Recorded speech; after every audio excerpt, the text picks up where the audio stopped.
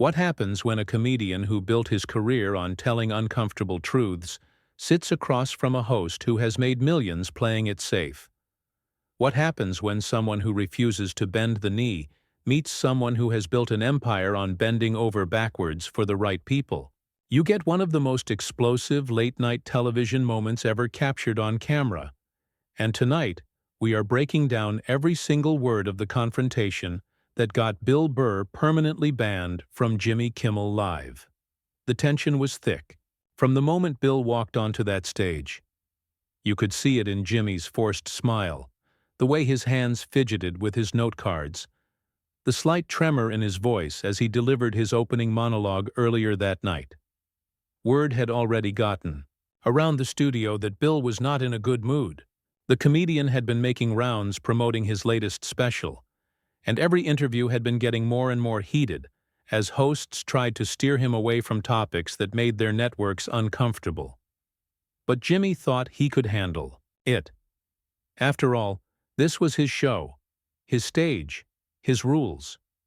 He had been doing this for years, charming celebrities, disarming difficult guests with his "aw shucks" persona and self-deprecating humor. What he did not realize was that Bill Burr was not just any difficult guest. This was a man who had spent decades perfecting the art of verbal warfare, someone who could smell insincerity from across a studio and had zero patience for Hollywood phoniness. The interview started innocently enough. Jimmy, flashing that trademark grin, welcomed Bill to thunderous applause from the audience. Bill walked out, gave a casual wave, and settled into the guest chair with the kind of relaxed confidence that should have been Jimmy's first warning sign. This was not a man who was going to play along with the usual late-night song and dance. "Bill Burr, everybody," Jimmy announced, his voice carrying that artificially enthusiastic tone that had become his signature. "Great to have you back on the show, man. How have you been?" Bill leaned back in his chair, studied Jimmy for a moment, and then delivered his response with the kind of deadpan timing that made him famous. "I have been good, Jimmy. Real good. Although I got to say, walking through your studio tonight, I could not help but notice all the corporate logos plastered everywhere. It is like a NASCAR track in here, but instead of cars going fast, we got celebrities going slow." The audience laughed, but Jimmy's smile faltered for just a split second. He had been expecting the usual pleasantries, maybe some light banter, about Bill's comedy tour or his podcast. Instead, he was getting a commentary on the commercialization of his show within the first 30 seconds. "Yeah, well, you know how it is," Jimmy said, trying to steer the conversation back to safer ground. "Got to pay the bills, right? Speaking of which, I hear your new special is killing it on the streaming platforms. Tell us about that."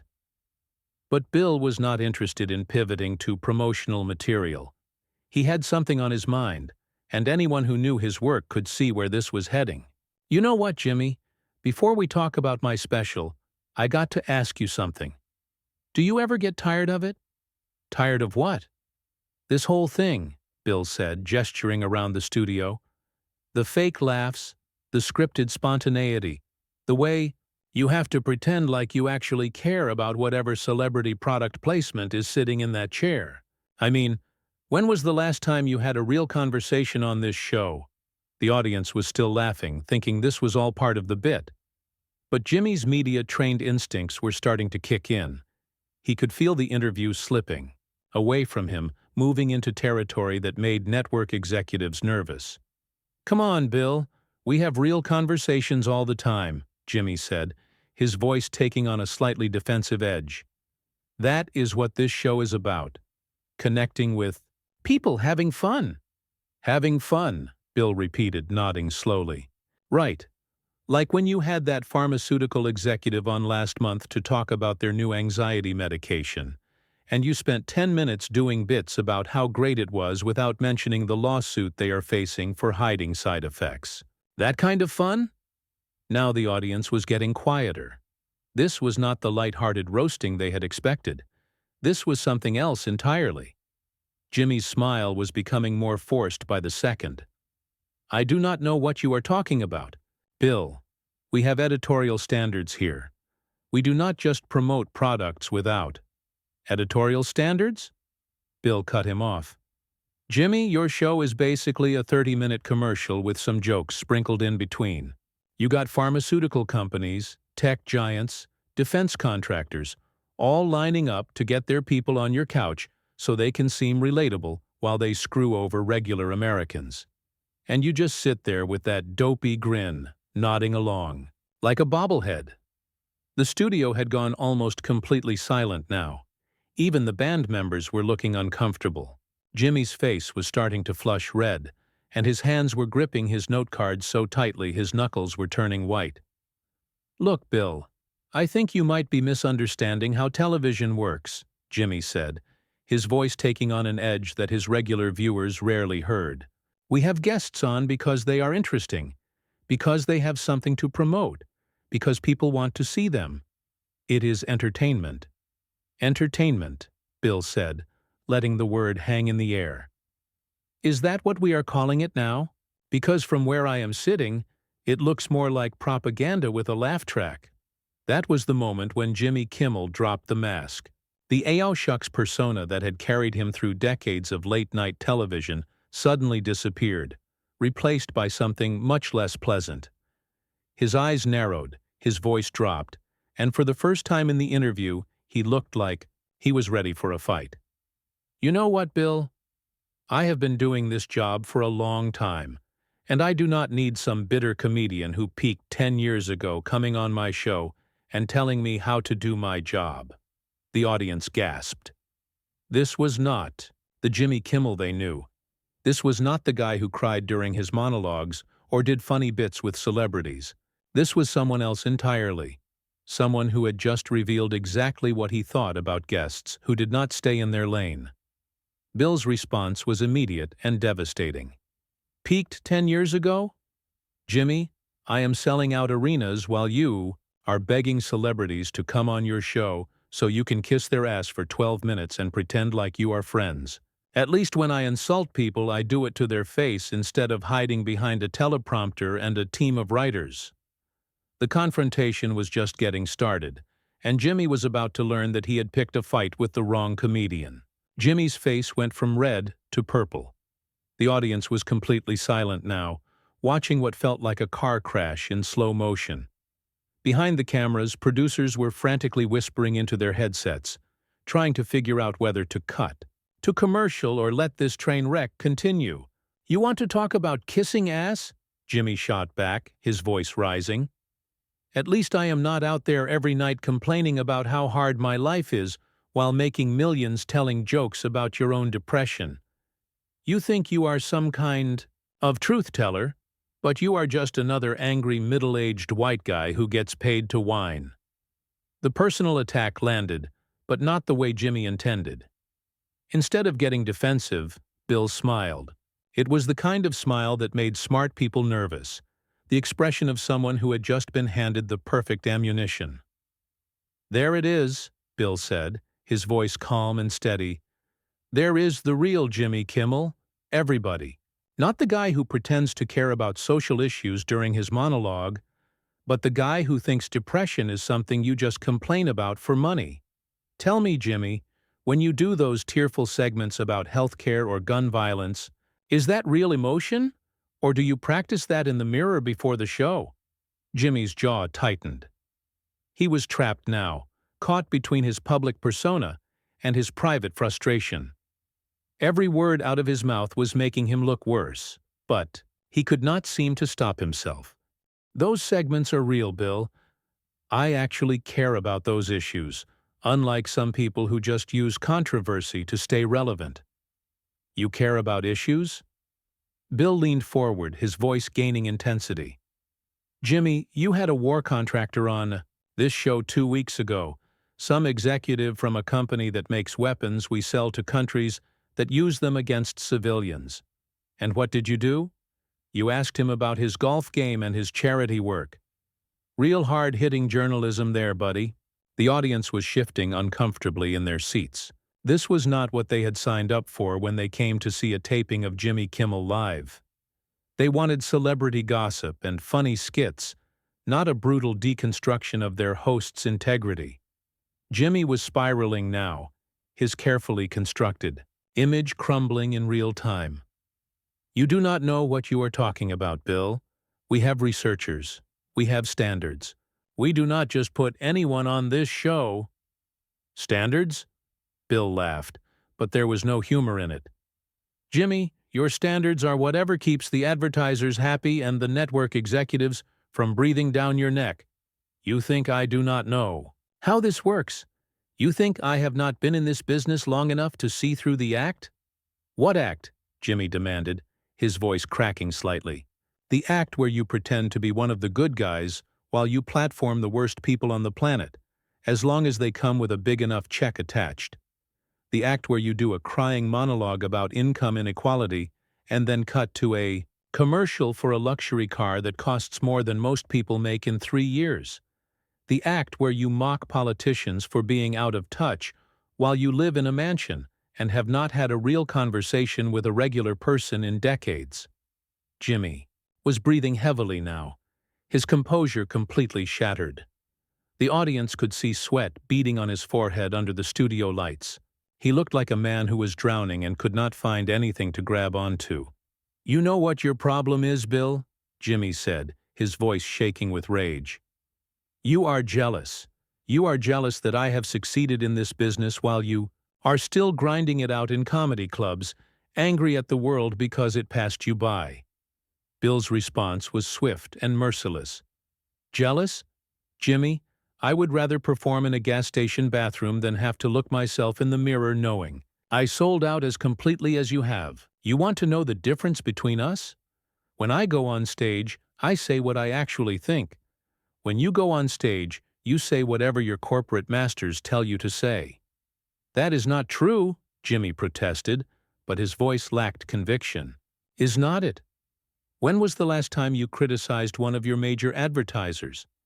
When was the last time you asked a tough question to someone who could actually hurt your career? When was the last time you took a real risk instead of playing it safe and collecting your paycheck?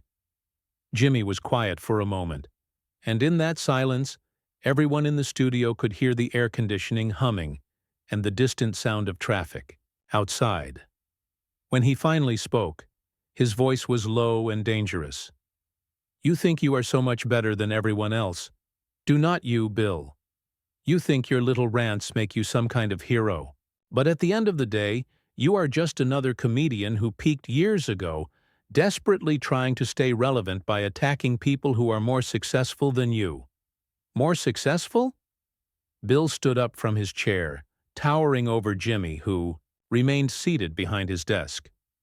Jimmy, success is not measured by how many corporate sponsors you can fit into a 30-minute show. Success is not measured by how well you can smile while you sell your soul. If your version of success means becoming a puppet for pharmaceutical companies and defense contractors, then yeah, you got me beat. Congratulations. The tension in the studio was unbearable now. Security guards were moving closer to the stage, ready to intervene if things got physical. The audience was watching in stunned silence as their beloved late-night host was being systematically destroyed by a guest who clearly had no intention of playing by the usual rules. Jimmy's voice became a hiss. Get off my stage. Gladly, Bill replied. But before I go, I want everyone watching at home to know something. This is what happens when you ask real questions in Hollywood. This is what happens when you refuse to play along with the game. Your host here just showed you exactly who he really is when the cameras are rolling, and he cannot hide behind his writers and his teleprompter. Jimmy was on his feet now, pointing toward the exit. Security! Get him out of here! But Bill was not finished. He had one more bomb to drop, and it was going to be devastating. Security guards were moving toward the stage, but Bill held up, his hand stopping them in their tracks with nothing more than his presence. The entire studio fell silent as he turned back to face Jimmy, who was standing behind his desk looking like a cornered animal. You want me gone, Jimmy? Fine. But first, let me tell your audience something they deserve to know. Something your network does not want them to know. Jimmy's eyes went wide with panic. "Do not you dare!" "3 weeks ago," Bill continued, his voice cutting through the silence like a blade, "your producers called my manager. They wanted to pre-interview me, make sure I would not say anything that might upset your sponsors. They had a list, Jimmy. An actual list of topics I was not allowed to mention. Pharmaceutical companies, defense contractors, tech giants that spy on Americans. All off limits." The audience was hanging on every word now. This was not just entertainment anymore. This was a revelation about how their favorite late-night show really operated. "That is standard procedure," Jimmy said weakly, but his voice betrayed him. "Standard procedure?" Bill laughed. "Jimmy, they told my manager that if I mentioned certain companies by name, you would cut my segment entirely. They said it had happened before with other comedians who went off script. You want to know what I told them?" Jimmy did not answer. He could not answer. He was standing there, frozen, as his entire career was being dismantled in front of a live studio audience. "I told them to go screw themselves. I said if Jimmy Kimmel wants to have me on his show, he can have all of me, not just the sanitized, corporate-approved version." And you know what they said back? They said you would not have it any other way, that you were the one who insisted on the restrictions. The cameras were still rolling, capturing every moment of Jimmy's humiliation. His face had gone from purple to a sickly pale color, and his hands were shaking visibly as he gripped the edge of his desk. "You are lying," Jimmy whispered, but everyone in the studio could hear the defeat in his voice. "Am I? Jimmy, tell your audience about the pharmaceutical executive who was scheduled to appear next week, the one whose company just got busted for hiding cancer, causing ingredients in their antidepressants. Tell them why his segment got mysteriously canceled when the story broke." Jimmy's mouth opened and closed like a fish gasping for air. He looked toward his producers in the booth, desperately seeking help that was not coming. Tell them about the defense contractor who was going to promote his new book about leadership right after his company got caught selling weapons to both sides of a civil war in Africa. Another mysterious cancellation, right, Jimmy? The audience was starting to murmur among themselves. These were not just random accusations. These were specific examples that painted a picture of systematic corruption that went far beyond what anyone had imagined. "Or how about this one?" Bill said, moving closer to Jimmy's desk. "Tell them about the tech CEO who was supposed to do a cooking segment with you last month. The same CEO whose company just admitted to illegally collecting data from children. But I guess teaching kids how to make pancakes was more important than asking why he was spying on them."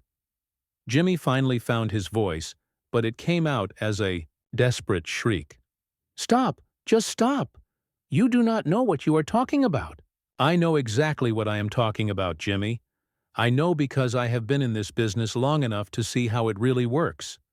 I know because comedians talk to each other, and we all know which shows are safe and which shows are bought and paid for. And your show, Jimmy, your show is the golden standard for selling out." The security guards were getting closer now, but Bill was not done. He had saved the best for last. "You want to know the real reason I came on this show tonight? It was not to promote my special. It was not to do some cute bit about my wife or my kid. I came here to show people what happens when someone refuses to read from your script. I came here to show them the real Jimmy Kimmel." Jimmy was backing away from his desk now, his carefully constructed world crumbling around him. "Get him out! Get him out now!"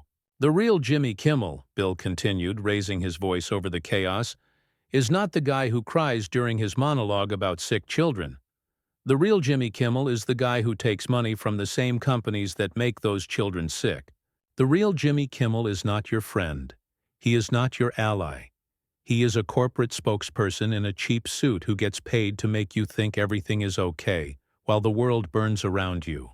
Security finally reached the stage, but Bill stepped away from them calmly, heading toward the exit on his own terms. As he walked past Jimmy's desk, he stopped and delivered his final blow. "You know what the saddest part is, Jimmy? You actually could have been something special. You had the platform, you had the audience, you had the opportunity to make a real difference. But you chose the money instead. You chose to be safe instead of being honest. And now you are stuck playing the same character every night, pretending to care about things while you cash checks from the people who are destroying them. Jimmy collapsed back into his chair, defeated. The audience sat in stunned silence as Bill walked toward the exit, his footsteps echoing through the studio. "Ladies and gentlemen," Bill said, turning back one final time to address the crowd directly, "you just witnessed something that your host never wanted you to see. You saw what happens when someone asks real questions in Hollywood. You saw what happens when someone refuses to play the game. And most importantly, you saw who Jimmy Kimmel really is when he cannot hide behind his writers and his teleprompter and his fake tears." With that, Bill Burr walked off the stage and out of the studio, leaving behind a host whose career would never be the same.